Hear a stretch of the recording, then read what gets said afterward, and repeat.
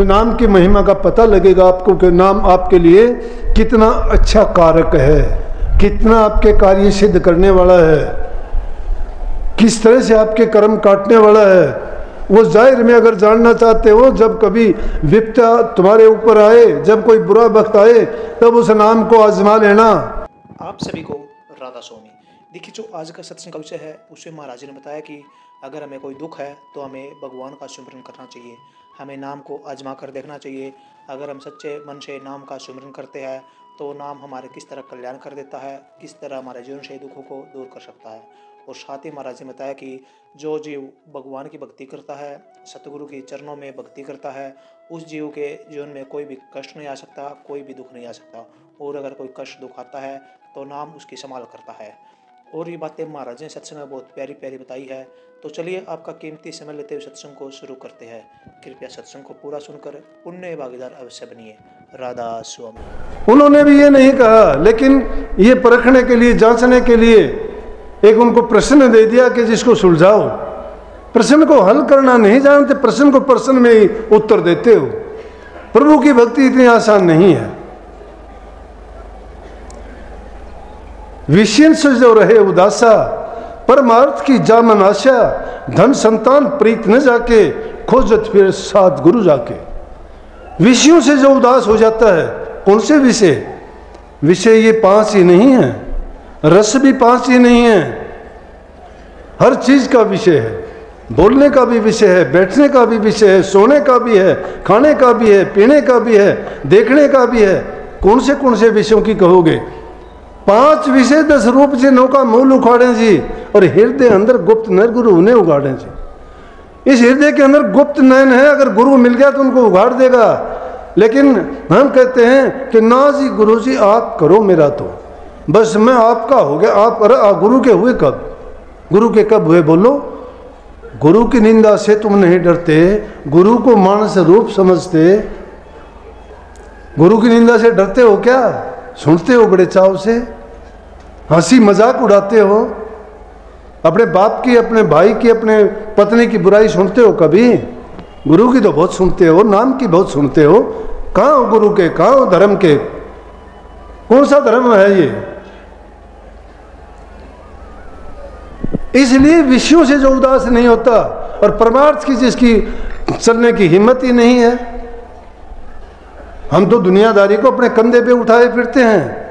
ये मेरा बेटा है, इसको मैं ये बनाना चाहता हूँ, ये मेरी बेटी है, इसको मैं ये बनाना चाहता हूँ। लेकिन गुरु के दर्शन में तो ढीले पीले हो, कभी याद ही नहीं गुरु। तो कभी याद आया क्या? गुरु और तुम्हारी संतान के अगर दोनों की तुलना करनी शुरू कर जाए तो संतान अच्छी है, गुरु कहाँ अच्छा है? गुरु क्या काम देगा? लेकिन जिस संतान के लिए तुम अपना जीवन लगा देते हो, क्या उनसे आपको ये आस नहीं लगी वही बुढ़ापे में तुम्हारी सेवा करेगा, या तुम्हारे खानदान का तुम्हारा नाम रोशन करेगा, या ऊंचा पद पाके तुम्हारी मान बढ़ाई होगी संसार में? लेकिन ये चीज़ें, जिसको मान बढ़ाई मिलनी शुरू हो जाए, जिसको धन मिलना शुरू हो जाए, जिसको थोड़ी सी भी पद या प्रतिष्ठा मिल जाए, तो समझ लेने चाहिए कि उसके ऊपर काल और माया ने अपना जाल फेंकना शुरू कर दिया है।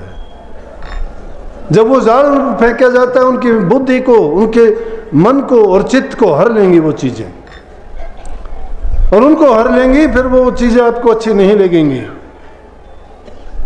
भक्ति के मार्ग पर अगर चलना है तो इन चीजों की कठोर साधना करनी पड़ेगी। अपने आप को उतना ही पवित्र कर लेना पड़ेगा कि जितना हम जबान से कहते हैं। जबान से बहुत ज़्यादा कह देते हैं, अंदर से करते कुछ नहीं है। जब अंदर में जाओगे, जब अंदर का पता लगेगा, अंदर तो विषय विकारों से भरा पड़ा है, बुराइयों से भरा पड़ा है।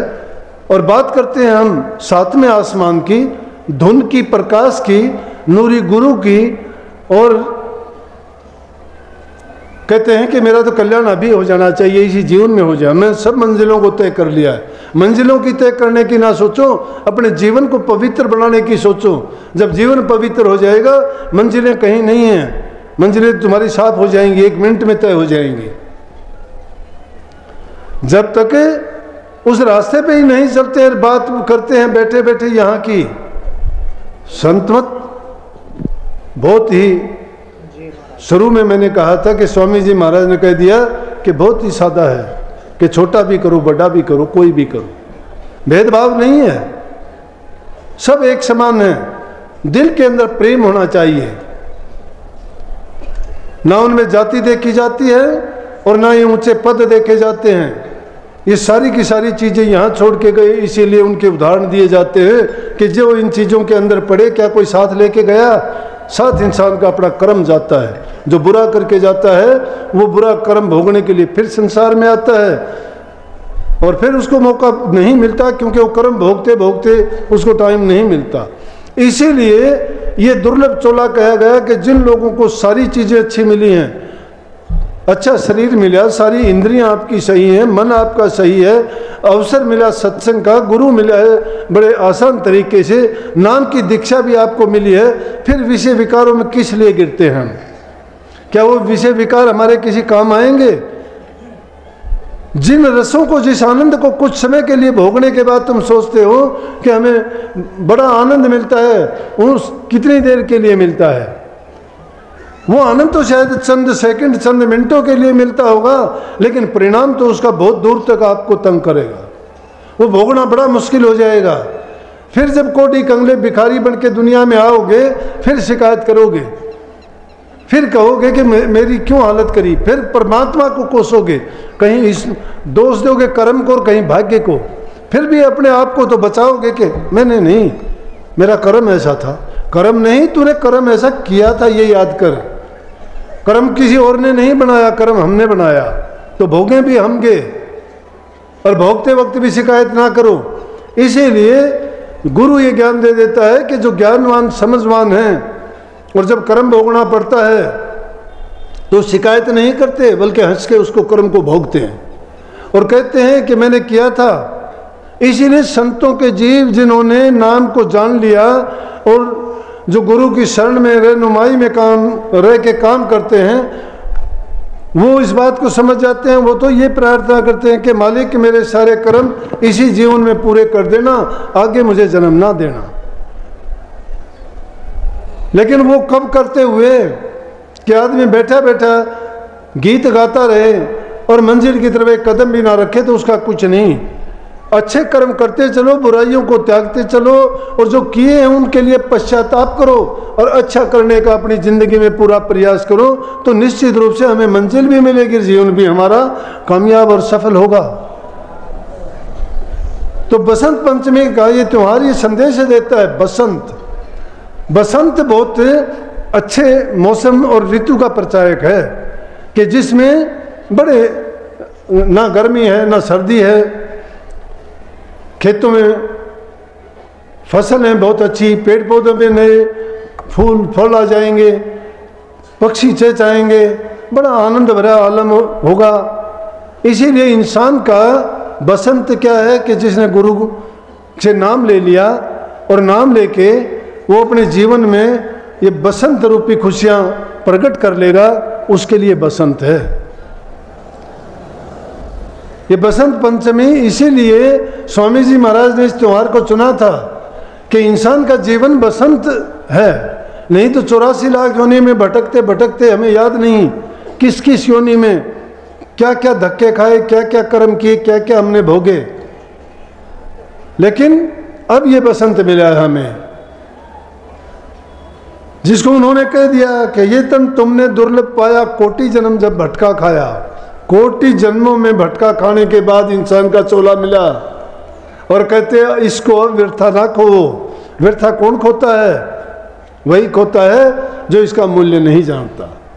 इंसान के जीवन का बहुत मूल्य है, लेकिन उस जीवन को हम खुद अपने आप को नहीं जान सकते। तो संतों ने यही संदेश दिया कि पहले अपने आप को जानो कि मैं कौन हूँ, मैं कौन हूँ, दुनिया में क्यों आया हूँ। ये अवसर मुझे मिला है, क्या ये मुझे पहले भी मिला था या मिलेगा? नहीं मिलेगा। एक बार अवसर में कितनी योनियों में चक्कर काटना पड़ेगा। भोगों के रोगों में जकड़े जाओगे तो भोगते भोगते ही दुखों में बीत जाएगा। इसलिए हमें जो नाम मिला, सुरत शब्द का योग मिला, इससे बढ़ के कोई योग, कोई साधना, कोई नाम, कोई भक्ति नहीं है। और गुरु भक्ति का नाम क्यों दिया गया? कि गुरु भक्ति का नाम इसलिए दिया गया, बिना लक्ष्य के कहाँ पहुँचोगे। गुरु वो लक्ष्य है कि जिस पर अपना ध्यान कायम करके जो पूरे शब्द अभी गाया था वो भी सार वचन से था।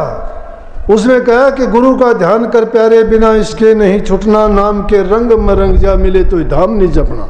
अपने निज धाम को अगर प्राप्त करना चाहते हो तो उस नाम के रंग में रंग जाओ। वो नाम के रंग में कैसे रंग जाओ कि जब उसको उठते बैठते सोते जागते उस नाम को याद रखोगे, उस नाम की महिमा का पता लगेगा आपको कि नाम आपके लिए कितना अच्छा कारक है, कितना आपके कार्य सिद्ध करने वाला है, किस तरह से आपके कर्म काटने वाला है। वो जाहिर में अगर जानना चाहते हो, जब कभी विपदा तुम्हारे ऊपर आए, जब कोई बुरा वक्त आए, तब उस नाम को आजमा लेना, आजमा लेना।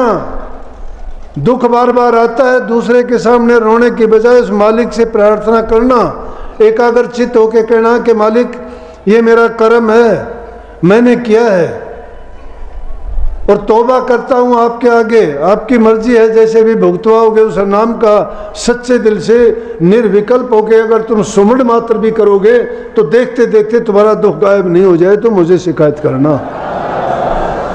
मैं क्यों कहता हूँ मुझे शिकायत करना? गुरु महाराज ने मुझे बताई थी ये बात और मैंने ये कई बार आजमा के देखा, एक बार नहीं अनेक बार। जब मेरे पर तो कोई विपत्ति आती है, बहुत आती हैं, बहुत आती हैं, मैं मूर्खता बहुत करता हूँ, अब भी करता हूँ, लेकिन सतगुरु मूर्खता नहीं करने देता, संभालता है मुझे। क्यों? जब होती है गलती और फिर तो आदमी याद करता ही है, अपने इष्ट को जब याद करता है, जब घिर जाता है। मैं भी गिरता हूँ, गिरता भी हूँ और गिरता भी हूँ।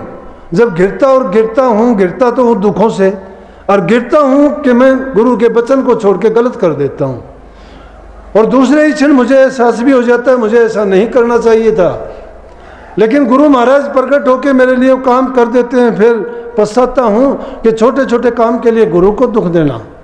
गुरु ने तो सब कुछ बख्श दिया, कह दिया, और उसके बावजूद पाप कर्म करके फिर गुरु को दुख देते हैं। लेकिन गुरु तो वो दरिया है कि जिसमें कितने भी गंदे नाले पड़ जाओ पवित्र हो जाते हैं।